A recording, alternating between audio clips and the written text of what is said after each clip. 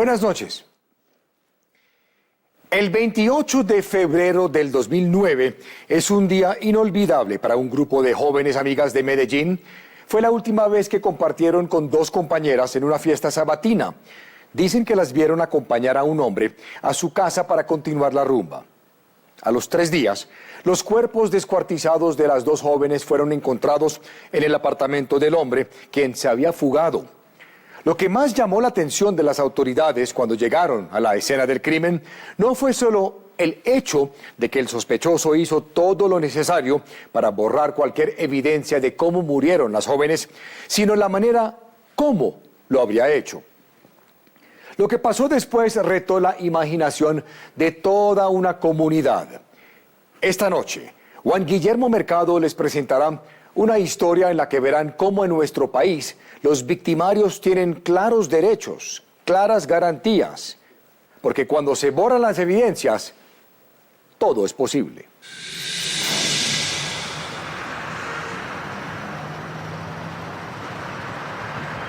Son las 10:30 de la mañana del 4 de marzo de 2009 en Medellín.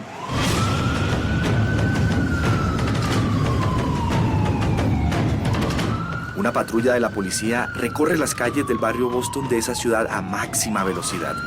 Los uniformados tienen urgencia por llegar a esta casa. Exactamente en el segundo piso que usted puede observar. Ahí las autoridades se dan cuenta por una llamada de una de las vecinas del tercer piso, que fue la que percibió los olores nauseabundos que provenían del apartamento del segundo piso. En ese momento el investigador de la Fiscalía, Everett Palacios, no lo sabía, pero lo que estaban por encontrar las autoridades en esta casa era uno de los hallazgos más escabrosos que se hayan dado en este sector de Medellín en los últimos años. Los uniformados detectan que ese lugar es el origen del olor putrefacto. La policía ingresa, toca en la puerta porque vemos que hay unas escalas, no le abren, entonces ellos accesan por el otro lado.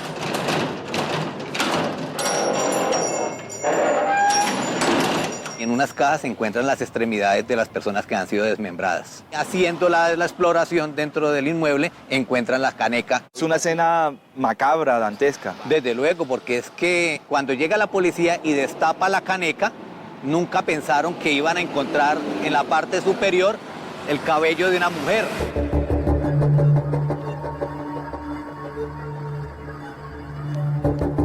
Voltean y ya está compacto la caneca, una caneca de 50 y pico de galones, está compacto con cemento, y al mirar qué es lo que contiene la misma, vieron que había el cuerpo de una mujer, porque es por el cabello. Los forenses tuvieron que picar durante 4 horas con martillos y cinceles el cemento compacto para sacar el cuerpo. Se trataba del tronco y la cabeza de una mujer joven, pero ese era solo parte del hallazgo. Y siguen explorando y debajo está el cuerpo de la otra. La caneca contenía los cuerpos de 2 mujeres que estaban empezando a descomponerse. En otro lugar de la casa, que estaba totalmente desordenada, se encontraban las extremidades de las 2 mujeres envueltas en un plástico negro. La policía encontró a una persona adulta en la casa. Las autoridades lo interrogaron. Él se identificó como Jaime Hurtado, de 63 años. Jaime dijo que no sabía quiénes eran las niñas y que no sabía nada de la caneca. Quien tenía la respuesta, según él, era su hijo, pero él había escapado del lugar minutos antes. Jaime fue detenido y llevado a una estación de policía. En la casa no había ningún documento que identificara a las víctimas. La única pista para las autoridades llegó horas después. Un día antes, 2 madres habían reportado en la policía la desaparición de sus hijas, ambas de 17 años.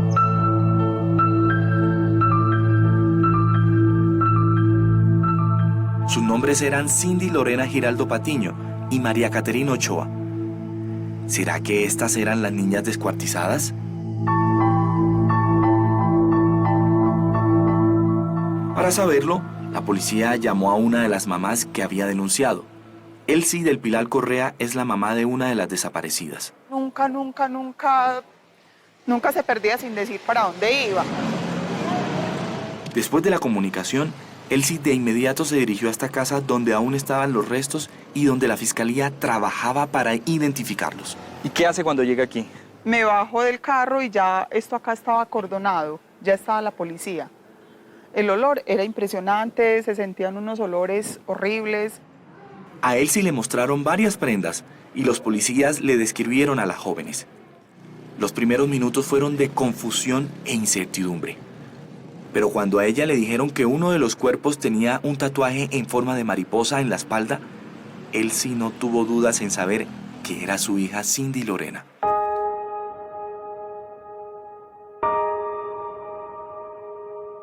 Tiene estas características. No, pues yo en ese momento yo no supe de mí. Yo en ese momento salí llorando, me fui, me senté a llorar ahí a la vuelta. Mientras Elsie lloraba en la esquina de la casa, varias personas del barrio fueron atraídas por la escena del crimen. Al lugar llegaron varias amigas de las dos jóvenes, quienes confirmaron que la última vez que vieron a Cindy Lorena, que ya había sido identificada, estaba con una amiga, María Caterín Patiño. La policía se preguntaba si María Caterín era la otra adolescente que había sido desmembrada. Una de las amigas que dio la información fue Diana Milena Alzate. Yo estaba con una amiga y me encontré a Caterine. Y estaba Lorena con el grupo de amigas. Ese encuentro fue en un sector de rumba, el sábado sobre las 7 de la noche, 2 días antes del hallazgo. Otra de las amigas que llegó al lugar fue Luisa Fernanda García. Ella contó que Cindy Lorena y María Caterín salieron con un amigo que, según ella, solía rumbear con las adolescentes, Sergio Hurtado. Otras dos subieron con él, que fue Lorena y Cate. Con los testimonios, las autoridades se dirigieron horas después a la casa de María Caterín. Allí encontraron a su mamá, Jacqueline Herrera, a quien le dieron la mala noticia. De la fiscalía llegaron 2 personas a decirme que les hice el favor y que les mostrara una foto de ella. Yo les mostré la foto y me dijeron que sí, que esa era. Y yo dije que qué había pasado, que estaba muerta, que la habían encontrado desmembrada dentro de una caneca.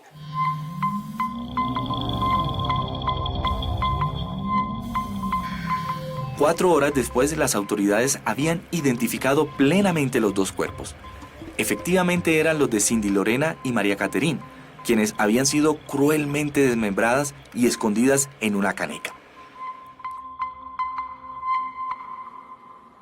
El CTI hizo el levantamiento de los cadáveres y los trasladó a medicina legal, donde comenzaron a realizar las autopsias. Si bien las jóvenes habían sido encontradas descuartizadas, aún no era clara la causa de su muerte, y mucho menos el porqué. Y para la policía había una inquietud mayor. ¿Qué propósito había tenido su verdugo para pasar horas cubriendo estos cuerpos con cal y cemento y esconderlos en una caneca? El mismo día del hallazgo, Jaime Hurtado fue dejado libre por falta de pruebas. Las autoridades confirmaron que su hijo era Sergio Hurtado, el amigo que había sido visto con Cindy Lorena y María Caterín la noche que desaparecieron. Desde ese momento, él se convirtió en el principal sospechoso de la muerte de las 2 jóvenes. Él estaba desaparecido. La policía tenía que encontrarlo. En medio de la búsqueda, la policía también empezó a trabajar en un perfil de las 2 adolescentes halladas en la caneca. Cindy Lorena Patiño había sido muy amiga de Sergio Hurtado y había sido ella quien lo presentó ante el grupo de sus amigas. Cindy era la segunda hija de Elsie Correa y había nacido en un humilde hogar de Medellín. Era como una motita de algodón, era hermosísima, hermosa. Estudió, hizo su guardería, su primaria, siempre fue una de las mejores. Se destacaba pues por ser más introvertida.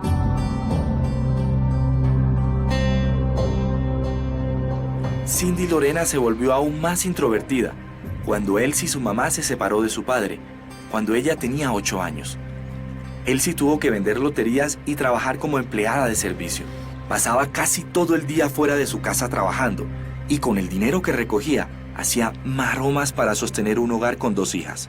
Económicamente vivíamos regular, súper regular, porque a mí me tocaba trabajar. El papá le colaboraba, pero no era lo suficiente para cubrir sus gastos, todas sus cosas, no. La relación de Cindy Lorena con su mamá empezó a deteriorarse cuando Elsie consiguió un novio con el que Cindy Lorena no tenía una buena relación. Desde ese momento, Cindy, dice su mamá, pasó de ser una joven introvertida a rebelde. Se hizo un piercing acá que a mí no me gustó, que yo le alegué mucho, se quiso cortar el cabello, ya después fue el tatuaje. Cuando ella cumplió 15 años, Elsie descubrió, después de escuchar una conversación telefónica de su hija con una amiga, un aspecto aún más íntimo de su personalidad. A su hija le gustaban las mujeres y aunque había tenido novios, había decidido ser lesbiana. Me dijo que era que ella era novia de ella, que ella charlaba con ella. Yo me quedé pues así asustada. Yo pues nunca pensé eso, me dejó así. Así describe a Cindy Lorena su primera novia. Es una joven que hoy tiene 23 años y a quien llamaremos Antonia. Ella era inteligente, graciosa, le gustaba leer, cantaba, dibujaba. En febrero del año 2009, a los 16 años de edad, Cindy Lorena decidió irse de su casa. Ella se fue para donde la tía, no fue capaz de vivir con la tía, entonces yo le dije, venga, yo estoy trabajando, venga, yo le pago una piececita por acá cerca al pie mío.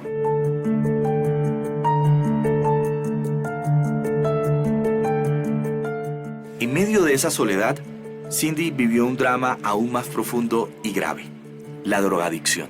Me di cuenta que estaba empezando a usar heroína. La policía no tenía mucha información de María Caterina Ochoa, la otra joven hallada muerta en La Caneca. Familiares de Cindy Lorena contaron que ellas se habían conocido meses antes en una fiesta. Su mamá, Jacqueline, le contó algunos detalles de María Caterina a las autoridades. Ella tenía una bebé, tenía muchas ilusiones con ella y anhelaba mucho salir adelante. Ella ella decía que le gustaría ser modelo. Estaba terminando el bachillerato y de resto la pasaba en la casa con nosotros porque ella vivía conmigo. María Caterina tenía una familia y una vida normal. La policía pudo establecer que la noche del sábado 28 de febrero de 2009, que desaparecieron las 2 jóvenes, ellas fueron vistas con Sergio Hurtado. Juliana Durán Quiseno era una de las amigas de rumba de Cindy Lorena Giraldo. Éramos un grupo de amigas muy grandes, estoy hablando más de 30 mujeres, en las que veníamos acá a cervecear, a tomar, unas a fumar, bueno, independientes cosas. Independientes cosas. Ese término que utiliza Juliana resume muy bien el plan de estas adolescentes esa noche. Estaban para las que sea. Calle, fiesta, rumba, que bueno, amanecíamos allí, luego en otro lado. Vanessa Flores y Laura Cristina Valdés eran otras de las amigas que se encontraban esa noche. Ellas fueron a la Javiera y ahí fue cuando hablamos y ya ahí fue que llegaron a casa y vinieron para acá. Al rato ya tardecito bajó Caterine con un amigo, ¿sí? Ella ya iba para la casa. Yo le dije que se quedara. Este era el bar gay donde Lorena se encontraba frecuentemente con sus amigas. Esa noche llegó y también saludó a Juliana, a Laura y a Vanessa. Aquí también llegó Caterine, pero sobre las 11 de la noche llegó un visitante más. Un visitante que cambiaría el rumbo de esta noche. Era Sergio Andrés Hurtado, que llegó a buscar a su amiga Cindy Lorena. Él se quedó rumbeando con el grupo hasta las 3 de la mañana. Cuando cerraron el bar, él invitó a las jóvenes a su apartamento a terminar la rumba. Pero no todas quisieron ir. Yo vi que Sergio arrancó con Kate, con Manga, pues con Lorena. Los 3 llegaron pasadas las 3:30 de la mañana a la casa del barrio Boston. Laura cuenta que algunos vecinos los vieron entrar. Le tomaron una botella de ron, sí, que estaban parchados allá escuchando música y todo el cuento. Horas después, Jacqueline, la mamá de María Caterina, se dio cuenta de que algo extraño estaba pasando. Su hija no había llegado a dormir. María Caterina, cuando se quedaba por fuera, solía llamar. Yo, como vi que al domingo ella no se reportaba, le pregunté a las amigas si la habían visto y me decía que nada, no me llamó por teléfono. Entonces yo ya al lunes la reporté como desaparecida. Por su parte, Elsie, que no vivía con su hija, acostumbraba a hablar por teléfono con ella, pero Cindy Lorena no contestaba las llamadas. A mí me parecía raro que ella se me desapareciera. Pasaron 4 días en los que solo hubo silencio en la casa.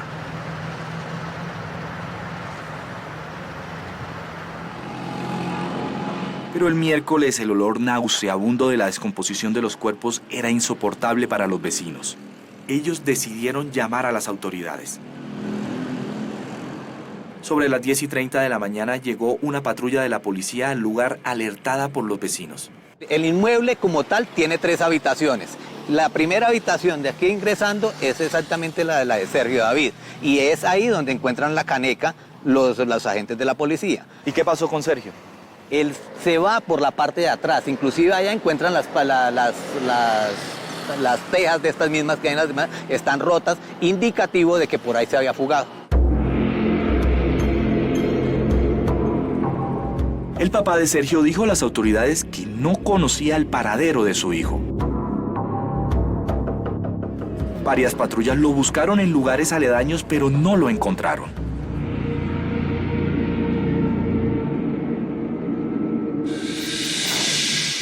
Sergio Hurtado fue la última persona con quien fueron vistas las jóvenes. Sus cuerpos descuartizados hallados en su casa, desde donde él huyó, mostraba que tenía claros indicios de que quería borrar cualquier evidencia que le permitiría a las autoridades establecer la causa de las muertes. Era claro para todos que Hurtado estaba detrás de estos hechos. Bueno, para casi todos. Nadie se imaginó lo que sucedería después. El extraño desenlace de esta historia después de estos cortos mensajes. Ya regresamos.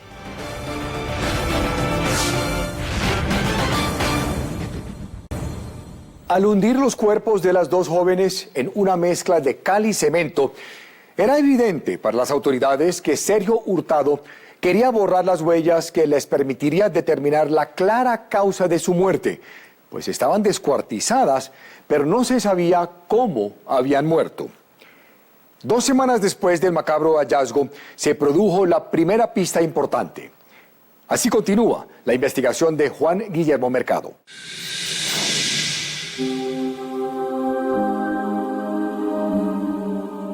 Para las mamás de las 2 jóvenes que aparecieron desmembradas en una caneca en marzo de 2009 en Medellín, era doloroso no saber dónde estaba el principal sospechoso de la muerte de sus hijas. Todos los días de mi vida. Nunca olvido esto. Nunca. Mientras los cuerpos de las adolescentes eran trasladados a medicina legal, la policía empezó a realizar un perfil del prófugo sospechoso con ayudas de las amigas de Cindy Lorena. Muy buenas tardes, te reporto... Sergio Hurtado tenía 26 años, había nacido en Medellín y era estudiante de ingeniería de sistemas. La policía estableció que no tenía antecedentes judiciales, pero las autoridades sí lograron identificar que no era una buena influencia para las adolescentes. Solía frecuentar con menores de edad en el apartamento.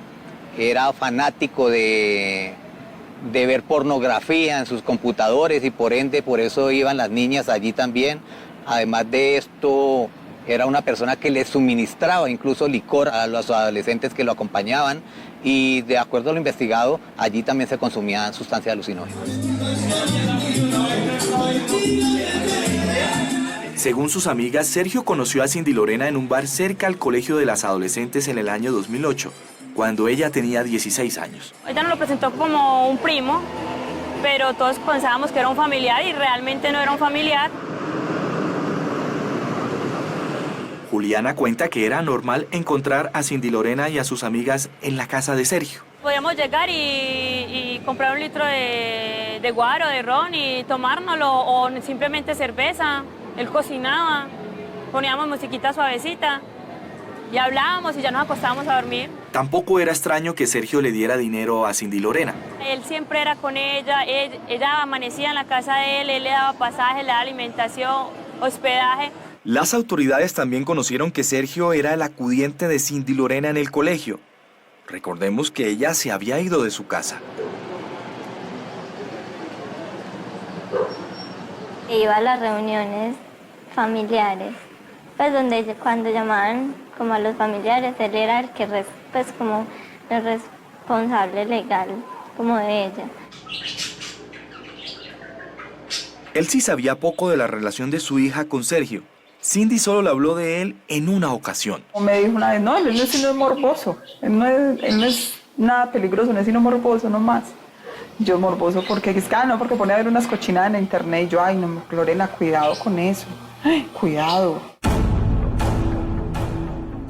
La advertencia de él sí no fue acatada por Cindy Lorena, que siguió frecuentando la casa de Sergio.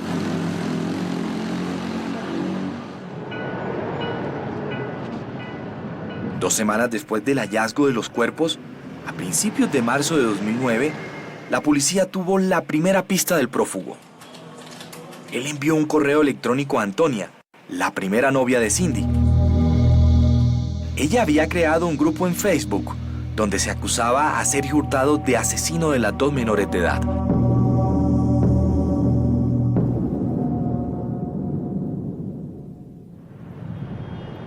La versión de Sergio era que la noche del 28 de febrero de 2009, las dos menores de edad habían muerto por sobredosis de heroína. No tienen marcas de lucha ni nada, ni un morado, porque algunos ya dicen que fue que las obligué. Cuando salga el examen de la autopsia te darás cuenta que no las mataron, sino que murieron por otras causas, sobredosis de heroína.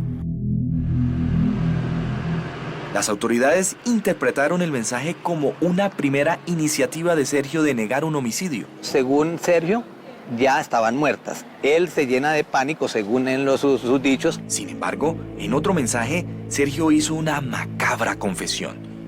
Admitió que después de que habían muerto, él descuartizó a Cindy Lorena y María Caterín y que escondió los restos. Para que los vecinos no sintieran el olor, compré un plástico negro de 20 metros. Las envolví y cada hora que pasaba rociaba fabuloso para que no se impregnara la casa, para que no oliera maluco. 2 días después, Antonia le entregó todos los mensajes que recibió de Sergio a la policía de Medellín. Perpleja por la confesión, la policía empezó a preguntarse si era posible que Cindy Lorena y María Caterín habían muerto por sobredosis como Sergio Hurtado lo había afirmado. Era una dudosa historia. ¿Será que realmente no las mató, sino que solo las descuartizó? Yo de pronto hubiera pasado que él me hubiera llamado y me hubiera dicho, ay, doña Elsie, Lorena murió por sobredosis, ¿qué hago? Listo, lo defiendo a capa y espada. Pero habérmele hecho eso a mi hija, lo que me le hizo a mi hija. Habérmela desmembrado, habérmela vuelto nada. Para mí eso es horrible, horrible, horrible, horrible. Sergio Hurtado había desafiado a las autoridades a demostrar si él era culpable de asesinar a las dos menores de edad. Él había ocultado los cuerpos por 4 días y sabía sagazmente que la cal y el cemento que les había rociado dificultaría el trabajo a los forenses de medicina legal. El experto forense Máximo Duque explica el efecto de este acto. Estas son sustancias que son álcalis y eso puede cambiar muchísimo el pH en el cadáver y en las muestras. Lo que explica Máximo Duque es que la cal y el cemento pueden borrar evidencias en los cadáveres, como lesiones por asfixia o golpes. 3 semanas después del hallazgo de los cuerpos, Medicina Legal entregó los resultados de las necropsias.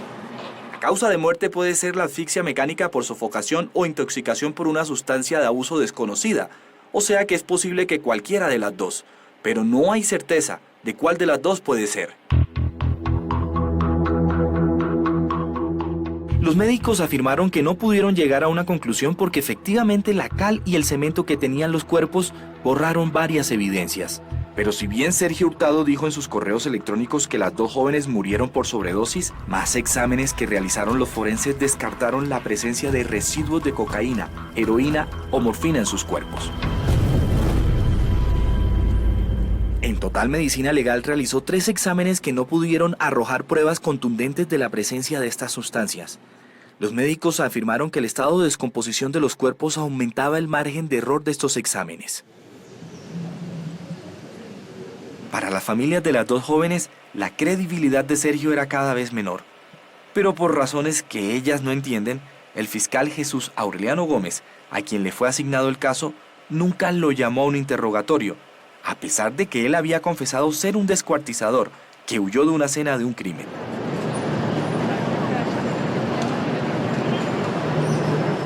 La familia de las niñas muertas cuestionó la actuación del fiscal Gómez. Decir que sí, que ellas habían muerto por descuido de sus padres, por haber sido lo que habían sido.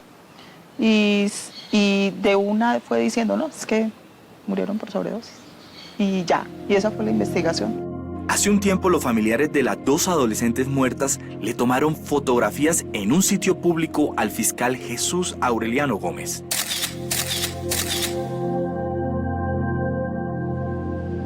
Pero además, las mamás de Cindy Lorena y María Caterín denunciaron que el fiscal Gómez se negó a entregarles copias del proceso de investigación pese a que la ley lo obligaba. Tuvimos que colocar como más de una tutela, demanda, los tuvimos que mandar ante la corte hasta que él ya accedió y nos entregó los papeles.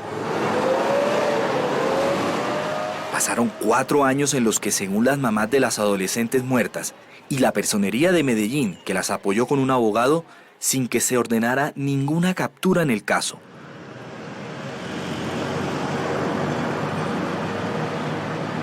De Sergio Hurtado no se conocían noticias. Según el expediente del caso, durante ese tiempo no hubo ninguna búsqueda ordenada por la Fiscalía contra él. Séptimo Día buscó al fiscal Jesús Aureliano Gómez en su oficina de los juzgados de Medellín. Justo en este momento salió el fiscal Jesús Aureliano Gómez, pero usted, televidente, no va a poder ver ni escuchar sus respuestas, porque hace 3 semanas, el pasado 2 de septiembre, el canal Caracol recibió una notificación de la juez Gloria Montoya de Medellín, prohibiéndole sacar al aire esta entrevista.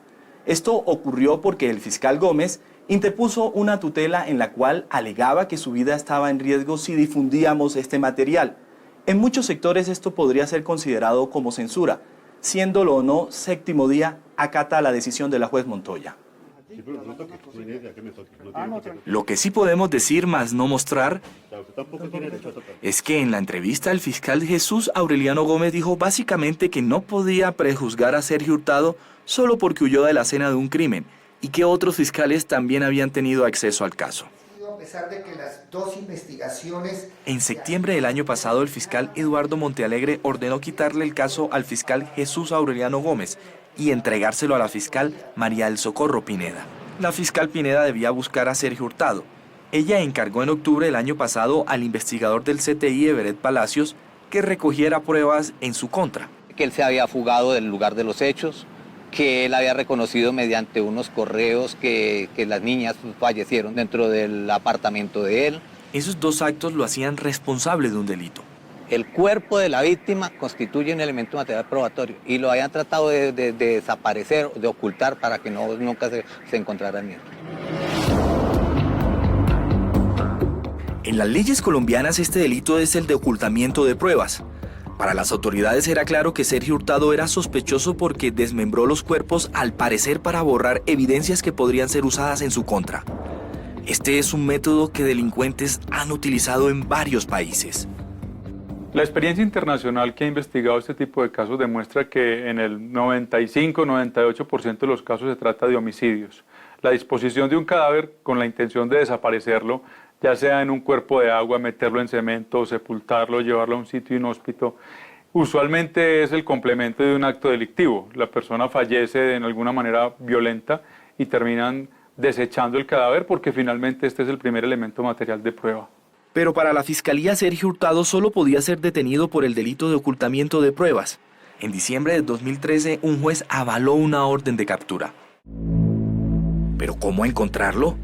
¿Dónde estaba? El investigador Everett Palacios descubrió que Sergio Hurtado se había afiliado a una caja de compensación familiar. Lo ubicamos por intermedio de una base de datos que nos permitió establecer dónde lo podíamos encontrar y para ello encontramos un teléfono y una dirección. Esa dirección era en la ciudad de Montería. Se trata de un barrio revestido de alta peligrosidad. El inmueble donde él vivía carecía inclusive de nomenclatura, era de difícil acceso. Pero el investigador Palacios ubicó la casa y el 15 de diciembre encontró a Sergio Hurtado. Sergio, al momento de capturarlo, fue una reacción de nerviosismo, ya nos pidió que no lo esposáramos, que él ya sabía por qué íbamos por él. O sea, él era consciente de que a cualquier momento lo iban a capturar. Las madres de las jóvenes que fueron asesinadas en Boston hace 4 años en extrañas circunstancias. La captura del descuartizador fue difundida en Medellín. Las autoridades capturaron a un hombre relacionado con la muerte de 2 jóvenes en extrañas circunstancias en el barrio Boston de Medellín hace 4 años. El cubrimiento hizo énfasis en la falta de investigación durante 4 años. La casa de Sergio Andrés Hurtado, quien ese mismo día huyó por el tejado de su vivienda, pero que solo con el cambio de fiscal que por años mantuvo el caso en el olvido, fue capturado. Un juez legalizó la captura de Sergio Hurtado y lo envió a la cárcel. A pesar de que él aceptó ser un descuartizador, que huyó de la escena de un crimen y que ocultó evidencias, él insistió en que las 2 jóvenes habían muerto por sobredosis. Pero aun cuando Medicina Legal 4 años atrás había concluido que en los cuerpos de las menores no había residuo de drogas y nunca se descartó la posibilidad de que ellas podrían haber sido asfixiadas o golpeadas, a Sergio Hurtado la fiscalía no lo acusó por el delito de homicidio. Germán Giraldo es el jefe de la fiscal asignada al caso.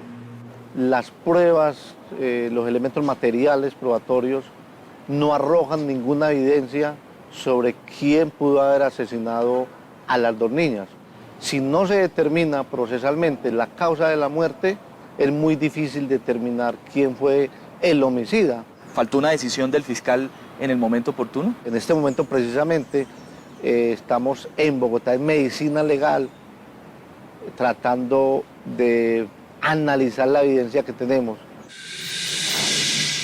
En manos de Medicina Legal estaría la respuesta sobre la posible causa de muerte de las 2 jóvenes. Ahora la pregunta de todos es, ¿será que Medicina Legal exhumará estos cuerpos por segunda vez? Ya regresamos.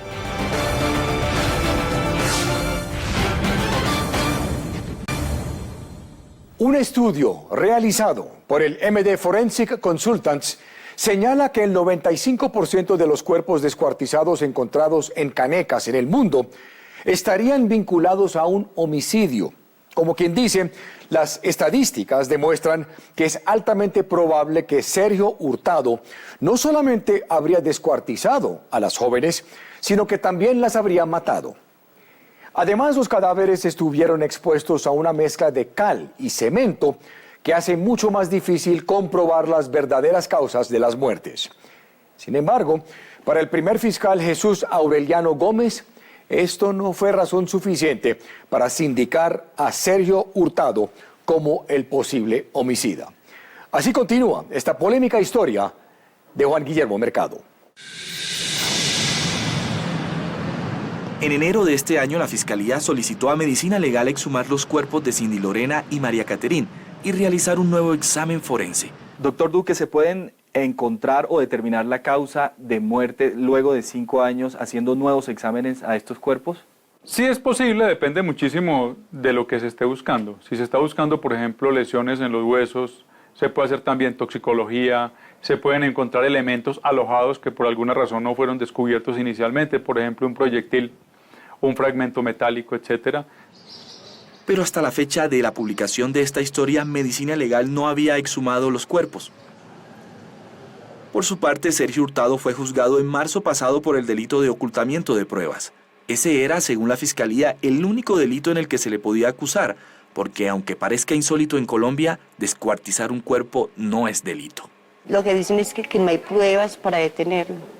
Imagínate que hay más pruebas que encontrar 2 cuerpos en el apartamento de él y desmembrar. Y decir, yo las desmembré, porque él mismo se dijo, yo las desmembré. En ese mismo mes, Sergio fue condenado por ese delito menor. Su pena no era mayor a 6 años, pero como aceptó cargos fue rebajada a la mitad.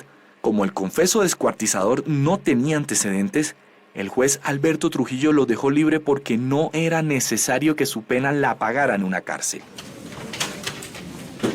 Encontramos al juez Trujillo en los juzgados de Medellín. Yo me apego a lo que la ley establece. Yo no puedo inventarme un mecanismo para dejar a una persona privada de la libertad. Es que el cargo no es de descuartizador. Me disculpa que ese no es. Yo leí el artículo de manera muy clara y aquí no establece el que descuartice, sino simplemente dice que el que oculte. El que oculte pruebas, quiere decir el juez. Recordemos que descuartizar cuerpos sin vida no es un delito en Colombia. Pero para las mamás de las dos menores de edad, Sergio Hurtado quiso ocultar los cuerpos de sus hijas para esconder un delito. Y recordemos que hasta este punto, 5 años después del crimen, aún las autoridades no han esclarecido la causa de muerte de las dos adolescentes. Por eso para Elsie y Jacqueline fue aún más doloroso ver a Sergio en libertad. Ay, esto fue tan horrible. Mis hermanas, mi familia, a todos nos golpeó duro. ¿Qué significa para usted, Elsie, que la persona que desmembró a su hija estoy libre, normal y que la justicia no opere sobre él? No sé qué pasó ahí, no sé qué pasó ahí. Le digo sinceramente que no sé qué pasó. Pagó únicamente 4 meses de prisión y una fianza de 700.000 pesos.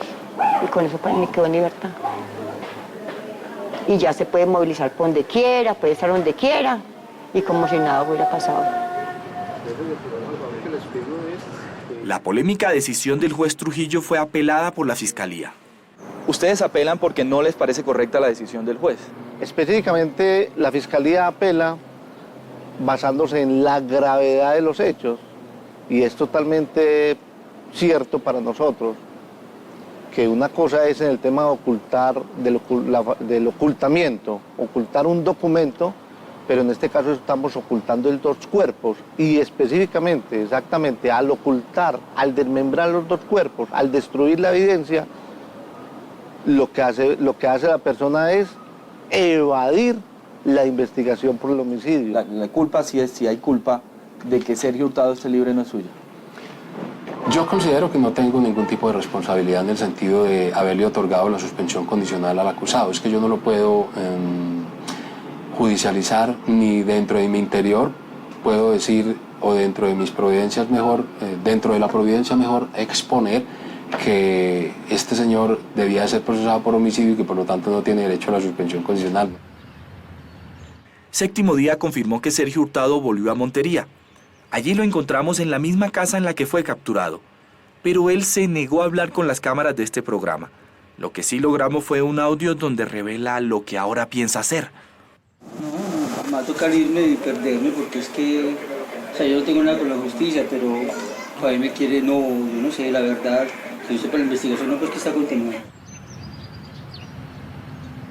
El plan de la Fiscalía de capturar a Sergio Hurtado para luego acusarlo de homicidio se derrumbó como un castillo de naipes. La justicia no había podido demostrar que él era culpable de asesinar a Cindy Lorena Giraldo y a María Caterina Ochoa. Él hoy vive en libertad.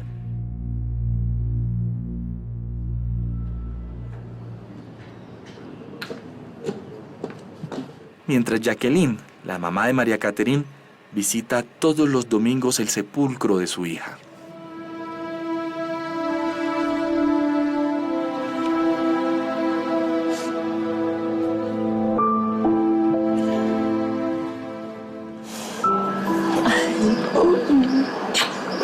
Mi mamá sota.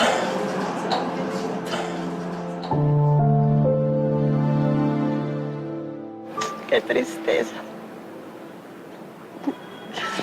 Es lo que más tristeza me da, que me arrebataron a mi hija. Yo sé que cuando ella se fue, se llevó una parte de mí, porque yo ya no soy la misma que era antes.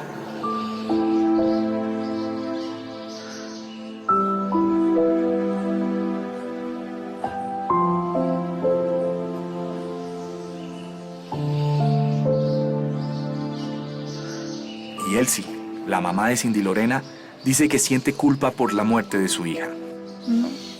No es justo. No es justo que nosotras como madres tengamos que escuchar estas cosas tan horribles.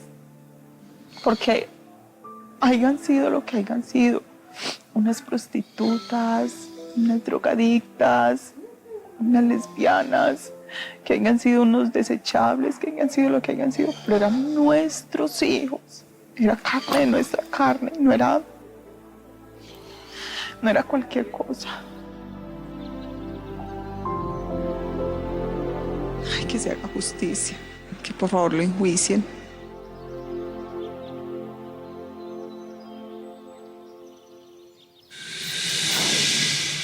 Ahora está en manos de Medicina Legal decidir si exhumarán o no los cuerpos.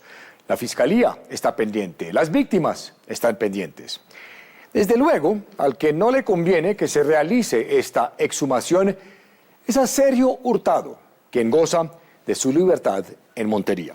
El próximo domingo, en Séptimo Día.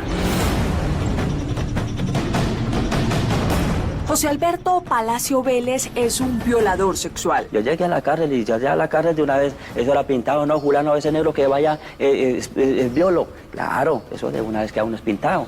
Aceptó su crimen. Yo soy de peligro de alta sociedad para la gente, ¿sí? Por lo que yo hice ese daño. La mayoría de los violadores sexuales son reincidentes.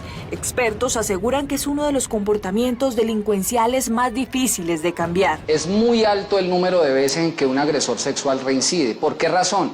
Porque el impulso, el deseo, aquello que lo lleva a cometer esta acción criminal hace parte de su psicología. Entonces, ¿qué pasa cuando salen de la cárcel? Empezamos a buscarla y ya. La niña perdida y no la encontramos. En sus partes íntimas, desgarros bastante fuertes, lo que podían permitir de que la menor fue violentada sexualmente y asesinada por esta asfixia. ¿Deben o no regresar los muros de la infamia donde se exponen públicamente a los violadores condenados? 32 violadores colocaron una tutela porque se vieron violentados, vieron que les estaban vulnerando sus derechos y dijeron, no, a nosotros no nos pueden mostrar. ¿Por qué está prohibido en Colombia exponer a los violadores? Nadie puede ser sometido a tratos crueles, inhumanos y degradantes. Y aquí se trata de una medida degradante. Es someter a una persona al escarnio frente a toda la sociedad. ¿Se habría podido evitar la muerte de Eileen? ¿Doctor, cree que la Corte se equivocó al tumbar los muros de la infamia? Soy Alejandra Rodríguez y el próximo domingo desde Cúcuta, más detalles de esta impactante historia. Los espero. Los dejamos con especiales Caracol. Colombia, en el espejo, 60 años de televisión. Mañana en el dominio de Séptimo Día, www.septimodia.co, usted podrá encontrar la entrevista completa a Máximo Duque, exdirector de Medicina Legal, sobre las estrategias criminales para borrar evidencias. Si usted tiene una historia para contarnos, nos puede escribir a la dirección que aparece en la pantalla y también me pueden escribir a mi dirección de Twitter, cuya dirección también aparece en la pantalla. Nos vemos la próxima semana aquí de vuelta con Malú en Séptimo Día.